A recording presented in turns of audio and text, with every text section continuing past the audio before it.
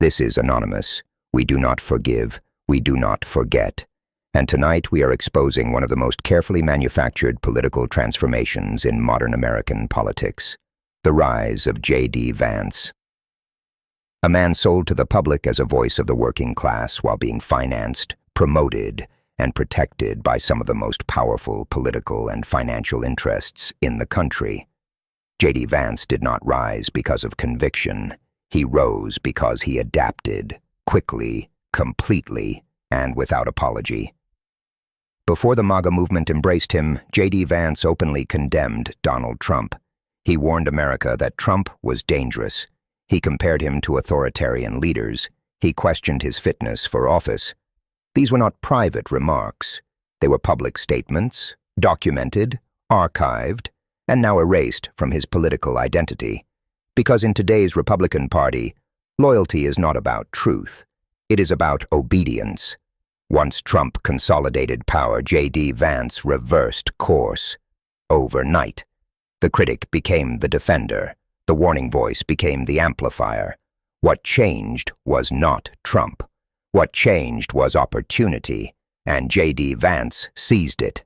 Now Vance positions himself as one of the most aggressive cultural warriors in the Senate. He attacks the press, undermines democratic norms, and frames every political disagreement as an existential threat. Not because it solves problems, but because outrage drives engagement, and engagement builds power. But here is what rarely gets discussed. JD Vance is not fighting elites. He is backed by them. Billionaire donors, venture capital networks, political operatives who see him as a long-term investment. The working class image is branding. The populism is performance. Behind the scenes, his policy positions consistently protect concentrated power, not everyday Americans. And that contradiction matters. Because JD Vance is not playing for today. He is playing for what comes next. Whispers inside Republican circles increasingly frame him as a future presidential or vice presidential contender. That is why his statements are engineered for headlines, why his controversies feel intentional, why his messaging mirrors the most extreme voices online. Take his stance on foreign policy. His opposition to U.S. aid abroad is framed as America first, but it aligns perfectly with isolationist narratives pushed by global adversaries. That is not coincidence. It is strategy. Simplify complex realities, sell certainty, avoid nuance, and it works. JD Vance thrives in a political environment fueled by distrust. He does not calm chaos, he leverages it. While Congress fractures and leadership collapses, figures like Vance rise by offering identity instead of solutions. But voters should ask a dangerous question. If JD Vance abandoned his own beliefs once to gain power, what prevents him from doing it again? His defenders claim he evolved, but evolution requires accountability.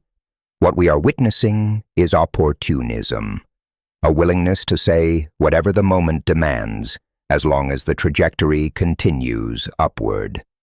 JD Vance represents the next iteration of the movement. Younger, more disciplined, media-trained, less impulsive than Trump, but just as confrontational.